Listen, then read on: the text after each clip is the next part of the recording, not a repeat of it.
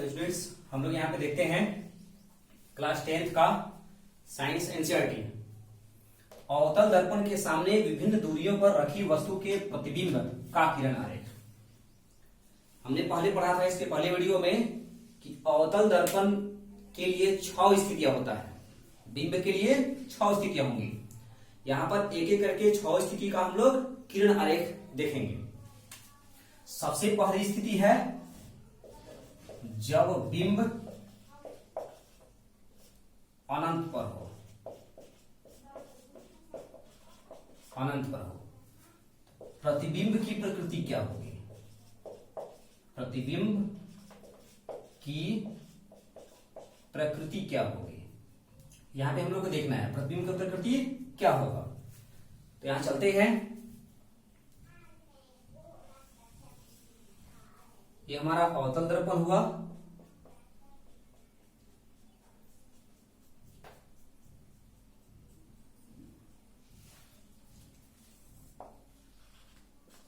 ये ध्रुव हुआ,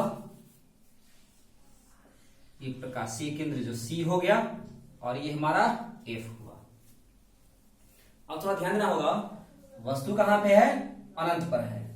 तो वस्तु अनंत पर है तो अनंत से जो प्रकाश की किरणें आएंगी वह समांतर होती है, तो मुख्य अक्ष के समांतर नहीं। ठीक है, इस प्रकार से अनंत पर स्थित जो वस्तुएं हैं, वस्तुएं उससे प्रकाश की किरण आएंगी, प्रकाश की किरणें समानांतर आएंगी। इसके बाद में यहां पे टकराने के पश्चात इस प्रकार से ऐसे होगा, और इस तरह से इसका जो कटान बिंदु है, थोड़ा सा यहां ध्यान देना होगा, इसका जो कटान बिंदु है इससे हम लोग लंब डालेंगे। तो इससे लंब डालेंगे तो क्या होगा? F पर हमारा ये होगा। इससे लंब डालेंगे हम लोग तो F पर ये पड़ेगा। यानी ये अनंत पर ऑब्जेक्ट है, तो अनंत से ये प्रकाश की आपतित किरणें आ रही हैं। परावर्तन के पश्चात जहां कटेगा वहां प्रतिबिंब बनेगा, और प्रतिबिंब इस जहां कटान बिंदु से मुख्य अक्ष पर लंब डालेंगे। तो लंब डाल रहे हैं तो कहां पे पड़ रहा है? F पर पड़ रहा है। यानी कि प्रतिबिंब कहां बन रहा है? F पर बन रहा है। ये ID प्रतिबिंब हो गया। ये OA ऑब्जेक्ट है। ऑब्जेक्ट क्या है? इस तरह से ऑब्जेक्ट जो है सीधा रखा जाता है। हमेशा बिंब जो है वह सीधा होता है। ठीक है, इस प्रकार से प्रतिबिंब जो बिंब ऊपर की ओर है, मुख्य अक्ष से ऊपर की ओर सीधा है, और इसका प्रतिबिंब जो है वह उल्टा बन रहा है, माने मुख्य अक्ष के नीचे की ओर बन रहा है, मतलब उल्टा बन रहा है। तो बिंब की प्रकृति क्या है? उल्टा। और क्या है? जब उल्टा होगा तो वास्तविक होगा। हमने पहले देखा था कि जो दर्पण के सामने जितनी भी दूरियां होती हैं वे सभी दूरियां वास्तविक होती हैं। और अब यहां पे देखते हैं, ये हो गया बिंब दूरी हो गया, माइनस भी कह सकते हैं क्योंकि दर्पण के सामने, इसलिए माइनस भी होगा। अब इसके बाद में चिन्ह परिपाटी में देखा है। अब इसके बाद ये वस्तु दूरी है, तो वस्तु दूरी क्या है? अनंत पर वस्तु है, तो अनंत पर वस्तु है तो वस्तु दूरी इसका -u हो जाएगा। तो वस्तु यहां पर चूंकि u काफी बड़ा है, या v कह सकते हैं, v काफी छोटा है u से, ये v है स्मॉल v काफी छोटा है u से, इसलिए यहां प्रतिबिंब क्या होगा? प्रतिबिंब बहुत छोटा होगा। प्रतिबिंब बहुत छोटा हो। इस प्रकार से ये हमारी पहली स्थिति है। जब बिंब अनंत पर हो तो प्रतिबिंब की प्रकृति क्या होगा? उल्टा, वास्तविक, और प्रतिबिंब बहुत छोटा होगा वस्तु से। प्रतिबिंब वस्तु से बहुत छोटा होगा। प्रतिबिंब बिंब से बहुत ही छोटा होगा। ऐसा क्यों? क्योंकि वस्तु दूरी जो है यह प्रतिबिंब दूरी से बहुत ज्यादा है। चलते हम लोग अब दूसरी स्थिति।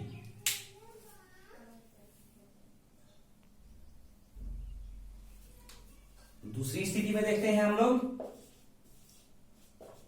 जब बिंब अनंत तथा C के मध्य, सी मतलब वक्रता केंद्र के मध्य हो, जिसका प्रतिबिंब की प्रकृति क्या होगी हम लोग देखेंगे। प्रतिबिंब की प्रकृति कैसी होगी, तो यहां पे ध्यान दिया जाए,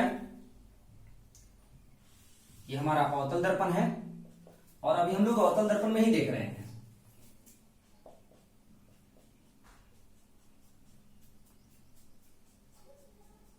ये अवतल दर्पण हुआ। अवतल दर्पण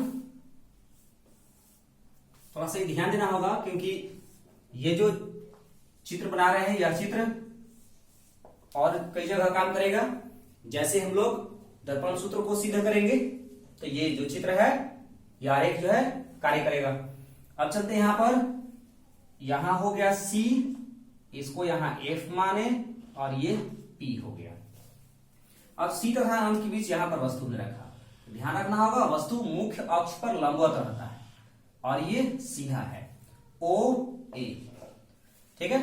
और ध्यान रखना होगा कि वस्तु के शीर्ष से दो रेखाएं वहां से चलती हैं। दो रेखाओं की कल्पना की जाती है। एक रेखा जो मुख्य अक्ष के समानांतर हो, एक रेखा जो मुख्य अक्ष के समानांतर हो, ये मुख्य अक्ष के समानांतर है। और दूसरी रेखा, एक रेखा तो मुख्य अक्ष समानांतर हो गई, दूसरी रेखा क्या है, दूसरी रेखा C से होते हुए जाए। तो चलते हम लोग पहली रेखा की है। तो जब पहली रेखा मुख्य समांतर चलती है और टकराने के पश्चात यह F से होकर के गुजर जाती है। F से होकर के इसको हम लोग गुजार देंगे। परावर्तन के पश्चात F से होकर गुजर जाती है। MM दर्पण है, या जैसे मान लेते हैं यही M पर टकराया, ठीक है, MM डैश। अब इसके बाद दूसरी जो रेखा होती है वह C से चलती है। यहां से सिर से C से आया और C से आया और C से जाकर के दर्पण पर टकराएगा और टकरा करके पुनः उसी अक्ष पर लौट जाएगा। ध्यान रखना होगा, पहली रेखा, पहली आपतित किरण जो मुख्य अक्ष के समानांतर है और दर्पण पर टकराने के पश्चात F से होकर के गुजर जाएगा। दूसरी रेखा जो C से होकर जाएगा, दर्पण पर टकरा करके और उसी अक्ष पर पुनः लौट जाएगा।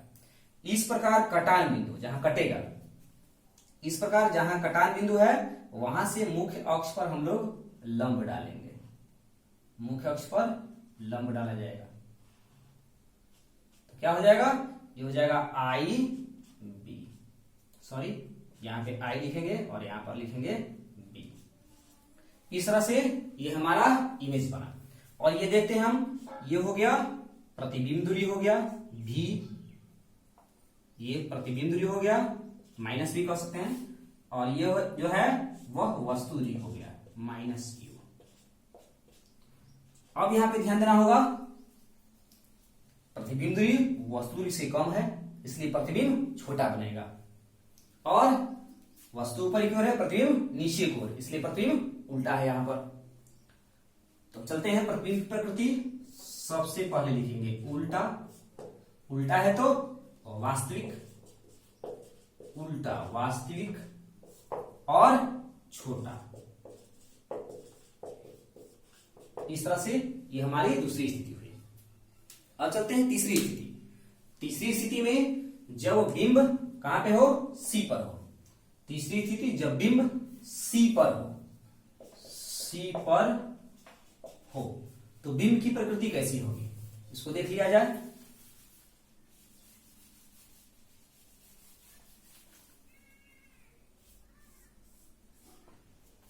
चलते हैं हम लोग, यहां पर F, यहां पर C। याद रखना होगा C और P के मध्य में होता है F। इस प्रकार से हमारा हुआ। अब देखा जाए, जब बिंब का हो, क्या हो, C पर हो, जब बिंब C पर स्थित हो, C पर स्थित हो, C पर स्थित हो तो क्या होगा, पहले पढ़े हुए हम लोग कि एक मुख्य अक्ष के समानांतर, यहां से एक मुख्य अक्ष के समानांतर किरण चलती है, आपतित किरण मुख्य अक्ष के समानांतर, और दूसरी किरण C से, लेकिन वस्तु तो C पे है। ध्यान होगा यहां पे पहला किरण मुख्य अक्ष समानांतर OA, यहां पे मुख्य अक्ष के समानांतर हो गया, और दूसरा किरण C से चलता है, लेकिन यहां पे क्या है, C पर ही वस्तु है। जब एक यही ऐसा स्थिति है जहां से दूसरा किरण सी से नहीं चल पाएगा। बाकी अन्य जितनी भी स्थितियां हैं, जब वस्तु सी पर हो तो दूसरा जो किरण है वह सी से ना होकर के एफ से हो जाएगा, और बाकी अन्य स्थितियों में जब वस्तु, यानी कहने का मतलब, वस्तु सी पर ना हो तो दूसरा किरण सी से होके जाएगा और पुनः उसी अक्ष पर लौट जाएगा टकराने के पश्चात। लेकिन यहां क्या है, दूसरा किरण ए से होके जाएगा और टकराने के पश्चात, ध्यान रखना होगा, पहला किरण है टकराने के पश्चात एफ से होके गुजरेगा, एफ से होके गुजर जाएगा, ध्यान रखना होगा, एफ से होके गुजरेगा पहला किरण।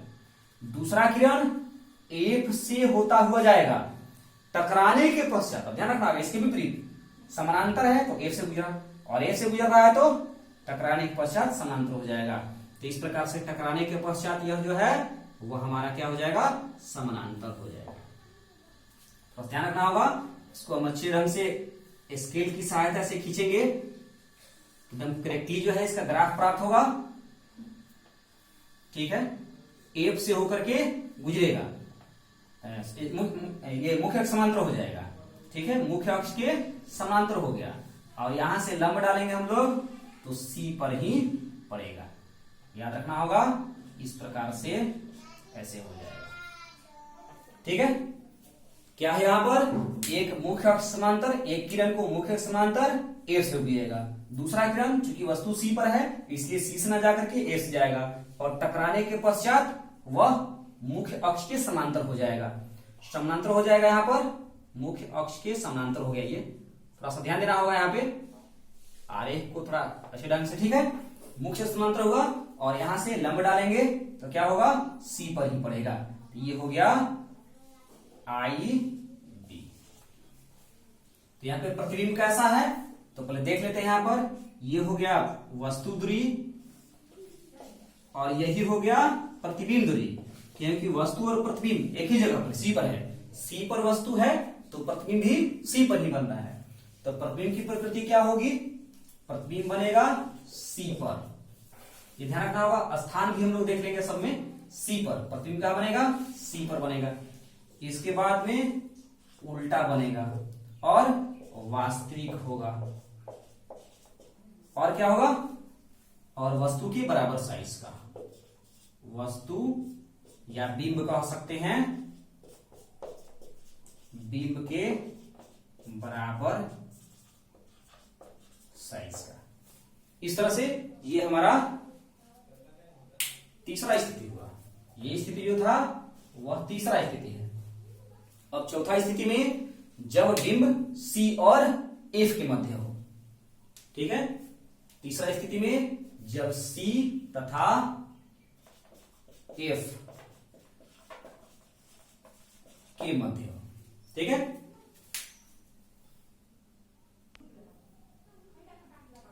चौथा स्थिति यहां पे है, जब बिंब सी तथा एफ के मध्य हो तो प्रतिबिंब कहां बनेगा। यहां ध्यान देते हैं हम लोग,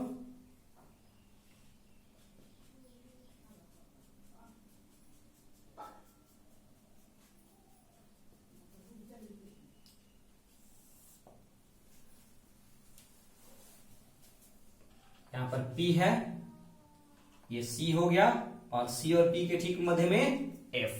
ठीक है, इसके बाद वस्तु कहां पे हम लोग रखेंगे, चौथा स्थिति में जब C तथा F के मध्य हो, C तथा F के मध्य कहीं पर भी, के बीच कह सकते हैं, के मध्य के बीच कहीं पर भी। ठीक है, यहां रखेंगे हम लोग वस्तु को O A। तो हमने देखा कि पहला जो किरण है वह मुख्य अक्ष से समांतर चलेगा और टकराने के पश्चात एफ से होकर के वह गुजर जाएगा, एफ से होकर के इस तरह से यह गुजर जाएगा। ठीक है, इसके बाद में दूसरा किरण जब वस्तु सी पर रहता है तो सी से नहीं, लेकिन वस्तु यहां पे सी पे तो है नहीं, तो दूसरा किरण जो है वह सी से होता हुआ जाएगा, सी से होता हुआ। यानी ऐसा इसको हम लोग इस तरह से ग्राफ खींचेंगे, यहां से चलेगा और दर्पण पर टकराएगा, ऐसे आपतित किरण।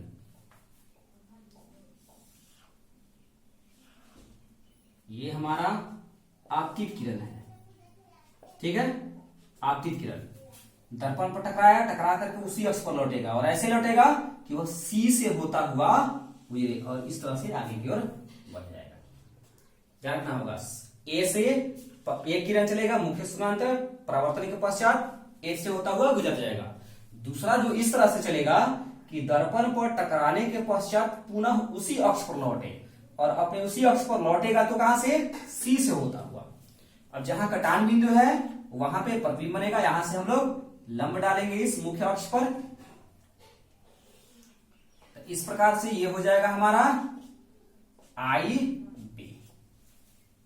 ठीक है, ये है वस्तु, ये प्रतिबिंब।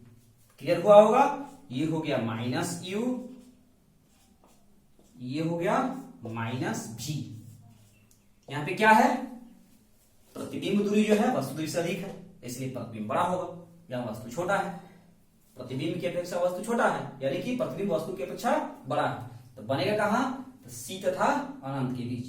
कहां बनेगा, सी तथा अनंत के बीच। प्रतिबिंब की स्थिति क्या है, स्थिति, इसको हम लोग स्थिति बोलते हैं। स्थिति यानी कि स्थान कहां बनेगा। इसके बाद प्रकृति क्या है, उल्टा और वास्तविक। जहां कहीं भी ध्यान रखो, उल्टा है तो वास्तविक होगा ही, वास्तविक है तो उल्टा ही होगा। इसके बाद में वस्तु से बड़ा, वस्तु से बड़ा। इस प्रकार से हमारा ये जो है स्थिति चौथा हुआ। पांचवा स्थिति में वस्तु कहां जाए, एफ पर चला जाएगा। पांचवा स्थिति में वस्तु एफ पर जाएगा। चलते हैं यहां पे। पांचवा स्थिति, जब वस्तु क्या हो, एफ पर हो। वस्तु कहां पर है, एफ पर है, तो प्रतिबिंब की प्रकृति हम लोग देख रहे हैं यहां पे।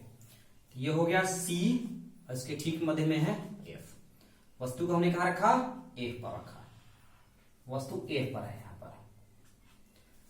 चलते हैं हम लोग आरेखी स्थिति इसका। दो किरणें चलेंगी, एक मुख्य अक्ष के समानांतर जो टकराने के पश्चात एफ से होकर के गुजरेगा।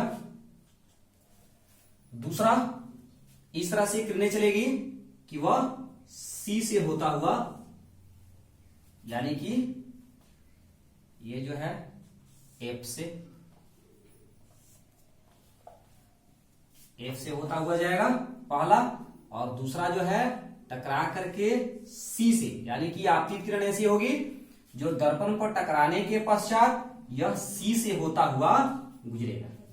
अब क्या करेंगे, इसको हम लोग दोनों तो कहीं पे कट नहीं रहा है, तो क्या करेंगे, दोनों को आगे की ओर बढ़ाएंगे। इस तरह ही बढ़ाएंगे अगर हम लोग, तो दोनों चूंकि समांतर हो गया, या पीछे भी ऐसे जाएगा समांतर हो गया, तो इस तरह से कहीं कटेगा नहीं।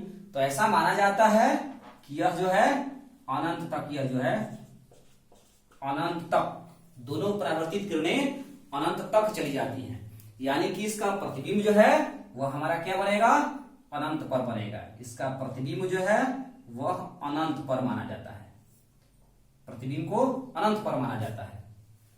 ठीक है, तो इस तरह से हम लोग क्या कर सकते हैं कि इसका प्रतिबिंब कहां बनेगा, प्रतिबिंब की स्थिति क्या होगी, तो प्रतिबिंब की स्थिति अनंत पर। और कैसा होगा, चूंकि नीचे को याद रखना, वस्तु ऊपर की ओर है और ये नीचे की ओर जा रहा है, नीचे को जा रहा है, तो क्या होगा, यहाँ पे अनंत पर बनेगा और वास्तविक होगा, वास्तविक। ठीक है, और कैसा होगा, यह भी है, और ये हमारा है यू है, ओ ए यू है। तो हम देख रहे हैं कि भी जो है यू से काफी अधिक है, इसलिए वास्तविक हो गया, उल्टा हो गया, और बिंब से बहुत बड़ा, बिंब से बहुत बड़ा। ठीक है, तो इस प्रकार से हमारी यह पांचवी स्थिति हो गई। चलते हम लोग छठवां स्थिति, जब वस्तु एफ तथा पी के मध्य हो। यहां पे हो गया एफ, ये सी, एफ तथा पी के मध्य वस्तु हो। ये वस्तु है ओ ए, एफ तथा पी के मध्य वस्तु है, तो प्रतिबिंब की स्थिति और प्रकृति हम लोग देखेंगे। तो चलते हम लोग नियमानुसार, यहां से दो किरणें हम लोग गुजारेंगे ए से, एक मुख्य अक्ष के समानांतर, ठीक है, और और टकराने के पश्चात F से होता हुआ गुजरेगा। F से होता हुआ जाएगा। और दूसरा C से, परावर्तन के पश्चात C से गुजरना चाहिए। तो इस तरह से हम लोग खींचेंगे कि परावर्तन के बाद यह C से होता हुआ गुजरे। परावर्तन के पश्चात C से होता हुआ गुजरेगा।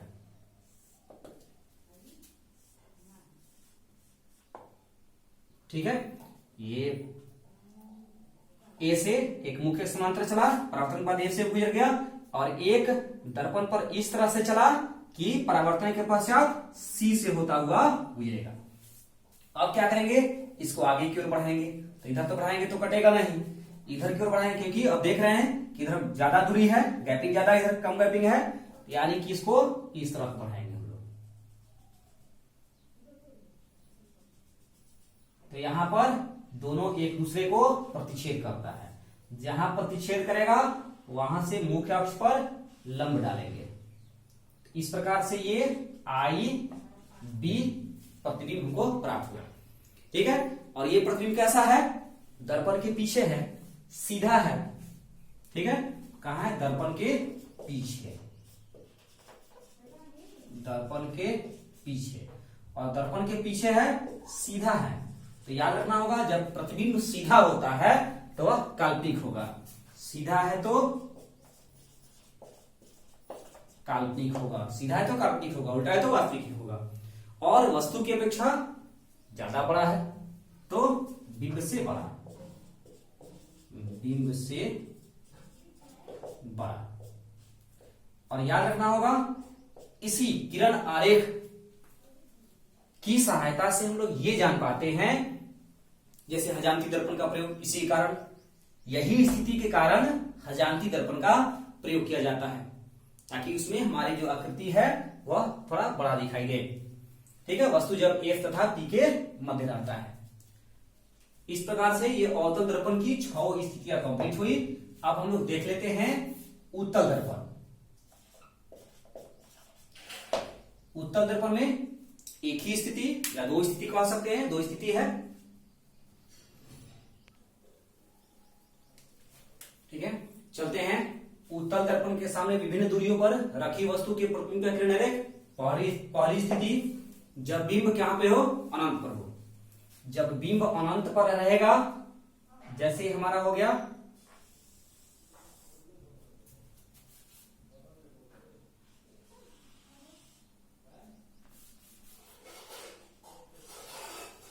जैसे हो गया हमारा यह उत्तल दर्पण हुआ।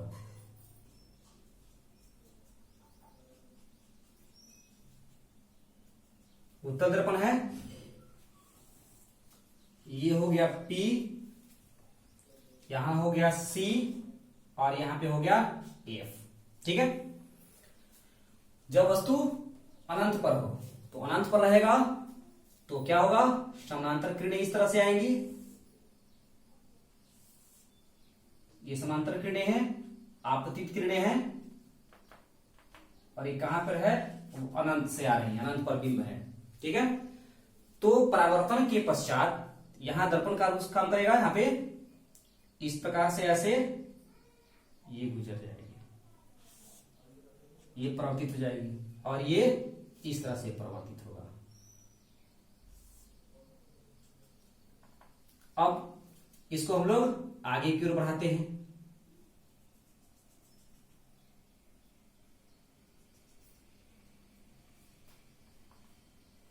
इसका परावर्तन इस तरह से ऐसे करेंगे हम लोग, थोड़ा सा ध्यान देना होगा, ऐसे परावर्तित होगा, और जहां पे कटेगा वहां से लंब डालेंगे। ठीक है, ये इस तरह से हो गया। इसमें काल्पनिक ये किरणें हैं, ये परावर्तित किरणें हैं। परावर्तित किरण है जो है इस तरह से आगे बढ़ेगा, तो कहीं काटेगा नहीं, इधर नहीं कट पाएगा, तो इसको हम लोग पीछे की ओर काल्पनिक रेखा खींचेंगे, जो दोनों एक दूसरे को यहाँ पर प्रतिच्छेद करेगा। तो इस प्रकार से यहीं से लंब डालेंगे मुख्य अक्ष पर, तो ये हमारा हो गया आई बी। ये वस्तु है कहां पर, अनंत पर, तो इसका प्रतिबिंब कहां बनेगा, एफ पर, एफ पर प्रतिबिंब कहां बनेगा, एफ पर, यानी प्रतिबिंब की स्थिति क्या होगी, एफ पर। और कैसा होगा, सीधा, सीधा होगा तो काल्पनिक होगा, और वस्तु से छोटा, वस्तु से बहुत छोटा, क्योंकि यहां पे ये हो गया वस्तु दूरी अनंत पर है, और ये प्रतिबिंब दूरी जो काफी, प्रतिबिंब दूरी वस्तु दूरी से काफी छोटा है, तो इसलिए वस्तु से बहुत छोटा, बिंब जो है प्रतिबिंब वस्तु से बहुत छोटा बनेगा। चलते हैं इसकी दूसरी स्थिति की ओर, चलते हैं इसकी दूसरी स्थिति। जब बिंब दर्पण के सामने हो, मुख्य अक्ष पर, याद रखना होगा कहां पे, मुख्य अक्ष पर, मुख्य अक्ष पर। जब बिंब को मुख्य अक्ष पर रखते हैं हम लोग यहां पे इस तरह से, ठीक है। तो चलते हैं हम लोग, एक जो है मुख्य अक्ष के समानांतर, ध्यान रखना होगा नियम के अनुसार, एक मुख्य अक्ष के समांतर और परावर्तन के पश्चात एफ से होता हुआ प्रतीत होगा, याद रखना होगा, परावर्तन के पश्चात, यानी वास्तव में ऐसे इस तरह गुजर गया है, लेकिन एफ से होता हुआ इसको पीछे को बढ़ाया है, दर्पण पर टकराने के पश्चात ऐसे परिवर्तित हो गया, लेकिन इसको पीछे तरफ बढ़ाया जाएगा तो एफ से होता हुआ प्रतीत होगा, क्योंकि इसका जो मुख्य फोकस होता है वह काल्पनिक होता है। अब चलते हैं दूसरा, सी से।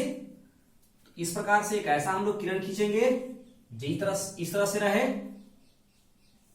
और दर्पण और सी से होता हुआ ये प्रतीत होगा, जाता हुआ प्रतीत होगा। वास्तव में दूसरा जो किरण है वह आपतित इस तरह से हुआ है, और दर्पण पर टकराने के पश्चात पुनः उसी अक्ष पर लौट गया है। ध्यान देना होगा यहाँ पे, ये दूसरी स्थिति जो है उत्तल दर्पण की दूसरी स्थिति काफी इंपॉर्टेंट है, और यही स्थिति जो है काफी प्रचलित भी है। फिर से देख रहे हैं, पहला जो किरण आरेख मुख्य अक्ष से समांतर है और दर्पण पर टकराने के पश्चात परावर्तित हो जाएगा, और इसको पीछे की ओर बढ़ाने पर यह एफ से होता हुआ, एफ से जाता हुआ प्रतीत होगा। दूसरा आपतित किरण इस तरह से खींचेंगे कि यह इसको आगे बढ़ाने पर सी से होता हुआ प्रतीत होगा, लेकिन वास्तव में हुआ क्या है, यह दर्पण पर टकरा करके और पुनः उसी अक्ष पर लौट गया। इसको पीछे तरफ बढ़ाएंगे हम लोग तो सी से होता हुआ प्रतीत होगा, और ये दोनों रेखाएं काल्पनिक परावर्तित रेखा, यह कैसी रेखा है, काल्पनिक रेखा है, किसकी, परावर्तित, दोनों परावर्तित किरणों की काल्पनिक रेखा है। ये जो दोनों जहां कटेगा वहां से मुख्य अक्ष पर हम लोग लंब डालेंगे, तो इस प्रकार से आई बी, यह जो है प्रतिबिंब बना। तो प्रतिबिंब कहां बना, पी तथा एफ के बीच। प्रतिबिंब की स्थिति क्या है, प्रतिबिंब की स्थिति,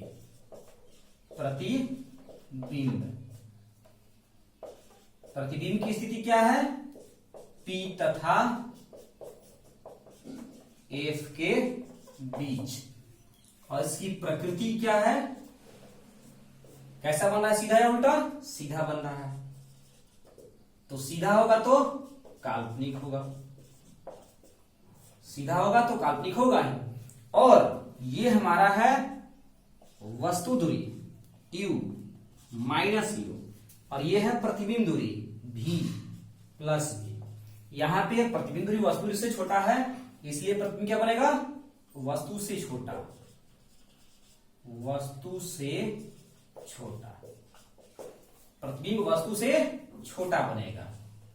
इस तरह से ये हमारा उत्तल दर्पण और अवतल दर्पण, दोनों दर्पण के लिए विभिन्न दूरी पर रखी वस्तुओं का ये बिंब के लिए किरण आरेख हमारा हुआ। ये जो है 6 उसमें और ये 2 इसमें, 6 2 8, 8 में से बोर्ड के एग्जाम में एक और से आता है, ठीक है।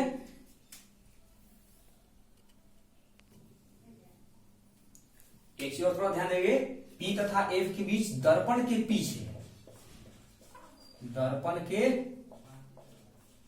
पीछे दोनों स्थितियों में, उत्तल दर्पण में दोनों स्थिति, जब प्रतिबिंब याद रखना होगा, कभी भी प्रतिबिंब अगर काल्पनिक हुआ तो समझ जाइएगा वह दर्पण के पीछे होगा।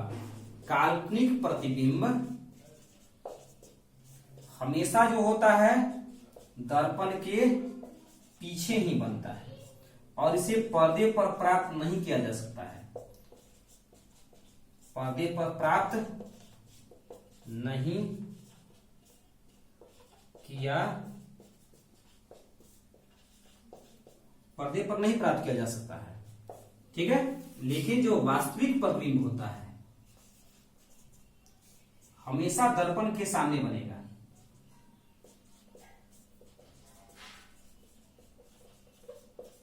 और इसे पर्दे पर प्राप्त किया जा सकता है, पर्दे पर प्राप्त किया जा सकता है, ठीक है।